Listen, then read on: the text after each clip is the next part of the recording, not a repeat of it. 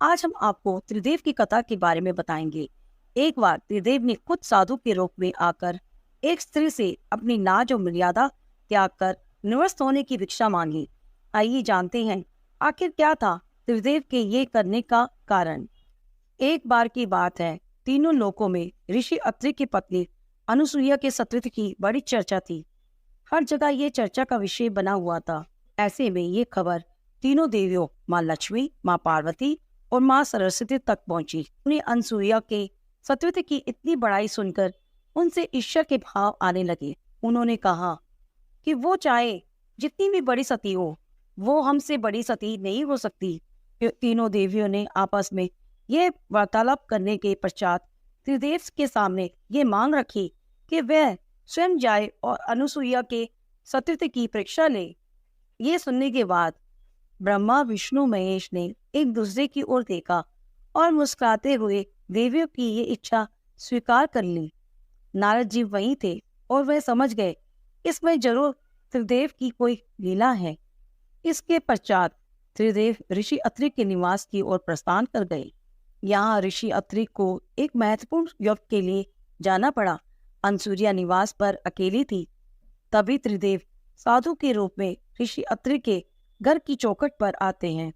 वह बोले, भिक्षाम देहि, भिक्षाम देहि। अनुसुईया ने उन्हें प्रणाम करते हुए कहा, क्षमा करे साधुदेव, मैं अभी अभी बाहर से आई हूँ। आप कुछ समय के लिए प्रतीक्षा करें, मैं तुरंत आपके लिए पनार का प्रबंध करती हूँ।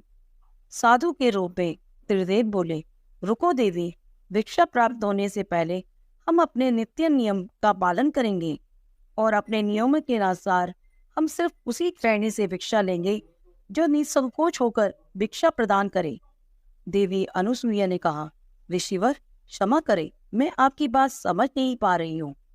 तभी साधु के रूप में विष्णु जी बोले, इसका अर्थ है हम सिर्फ उसी नारी से भिक्षा लेंगे जो पराये पुरुष जैसा व्यवहार न करके अपनी लाज मर्यादा को, संकोच को त्याग कर हमें भिक्षा दे।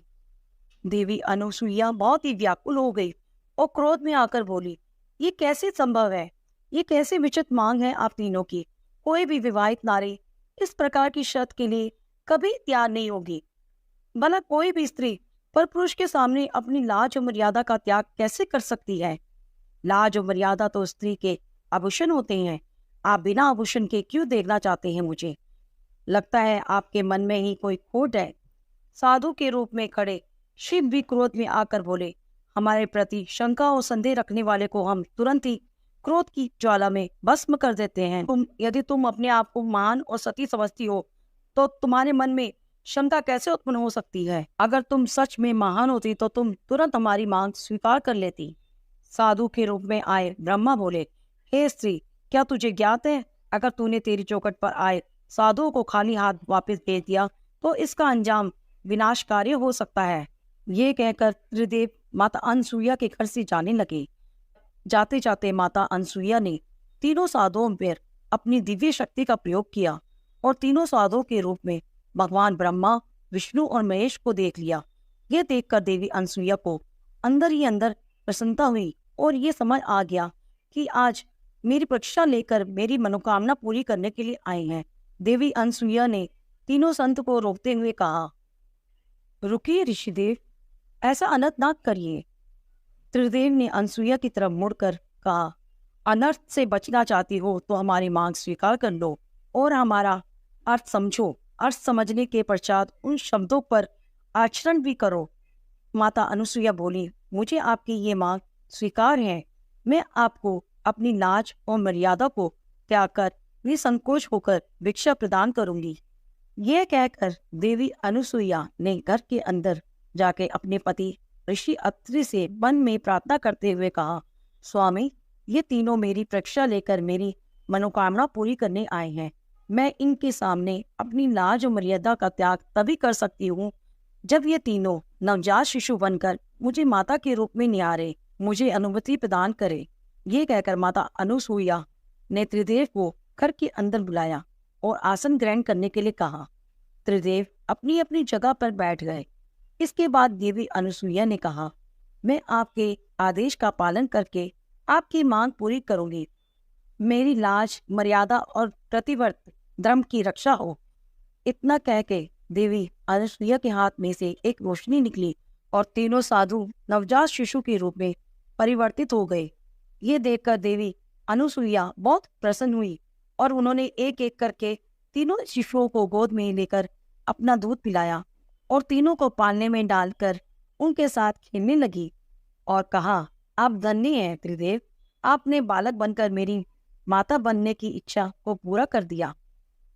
यह सब हो ही रहा था कि वहां कैलाश पर माँ पार्वती, माँ लक्ष्मी और माँ सरस्वती चिंता में थी कि त्रिदेव को गए हुए बड़ा समय हो गया और अभी तक लौट कर नहीं आए।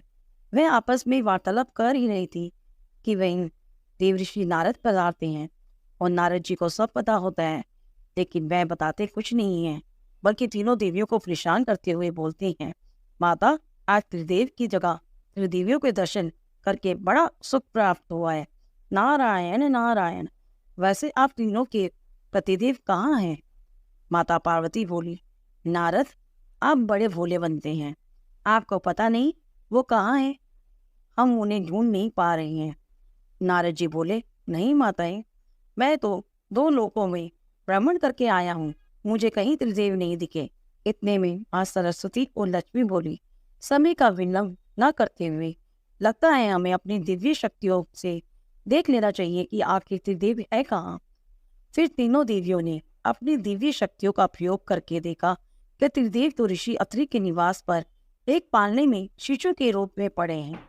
यह देखते ही तीनों देवियां आश्चर्य में आ गई और तुरंत ऋषि अत्रि के निवास स्थान पर पहुंचती हैं। इतने में ऋषि अत्रि भी वापस अपने निवास स्थान पर पहुंच जाते हैं। देवी अनुसुईया और ऋषि अत्रि ने सबसे पहले तीनों देवियों को प्रणाम किया। ऋषि अत्रि ने कहा, तीनों माताएं मेरे निवास स्थान पर एक साथ, मैं तो धन्य हो गया। कहिए माता, मैं आपकी किस प्रकार सेवा कर सकता हूँ? माता लक्ष्मी जी बोली, ये तुमने क्या किया अनुसुईया? संपूर्ण जगत को पालने वाले त्रिदेव को शिशु बनाकर पालने में डाल दिया। ये करने में तुम्हें जरा भी संकोच नहीं हुआ? आखिर तुमने त्रिदेव को शिशु बनाकर पालने में कैसे सुलाया और वह शिशु बनकर कैसे सो गए? माँ पार्वती ने कहा, ऐसा न कभी हुआ है, न हो सकता है कि कोई स्त्री अपने सतीत्व के बल पर त्रिदेव को शिशु बनाकर अपने पालने में सुला दे। माता अनुसुईया बोली, माताएं, ये तीनों तो खुद शिशु बनना चाहते थे, मेरी माता बनने की मनोकामना पूर्ण करने। आप तीनों ने उन्हें यहाँ मेरी परीक्षा लेने भेजा, जिससे मेरी इच्छा पूर्ण हुई। धन्यवाद माता, मैं त्रिदेव को अपने शिशु के रूप में पाकर धन्य हो गई। ये सुनकर तीनों देवियों को अपनी गलती का एहसास हो गया और उन्होंने कहा, अनुसुईया, हम तुम्हारे सतीत्व को प्रणाम करते हैं। अब किसी प्रमाण की आवश्यकता नहीं है, कृपा अब तुम हमें हमारे पति लौटा दो। माता अनुसुईया ने एक एक करके तीनों शिशुओं को अपने गले से लगा के नीचे भूमि पर रखा और तीनों शिशु पुनः अपने असली ब्रह्मा, विष्णु, महेश के रूप में परिवर्तित हो गए। त्रिदेव बोले, अनुसुईया, तुमने अपने तेजस्वी सतीत्व के बल से हम तीनों को मात्र सुख की अनुभूति कराई है। हम तुम्हें अपनी माता के रूप में प्रणाम करते हैं।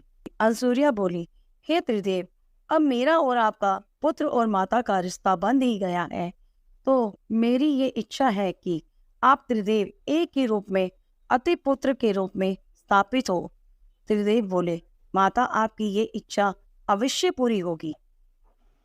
शिवजी बोले, ये अत्रि पुत्र दत्तात्रेय पालनकर्ता श्री हरि विष्णु के अवतार स्वरूप सारे जगत में प्रसिद्ध होंगे। ऐसा कहकर त्रिदेव ने एक दिव्य रोशनी प्रकट की, जिससे अत्रि पुत्र दत्तात्रेय का जन्म हुआ। कहा जाता है, अनुसुईया पुत्र दत्तात्रेय संसार में भक्ति, ज्ञान और वैराग्य का प्रकाश प्रकाशित करते हैं। जो इनकी पूजा करते हैं उन पे तीनों त्रिदेव की कृपा बरसती है। अगर ये वीडियो आपको अच्छी लगी तो चैनल को लाइक और सब्सक्राइब जरूर करें। धन्यवाद।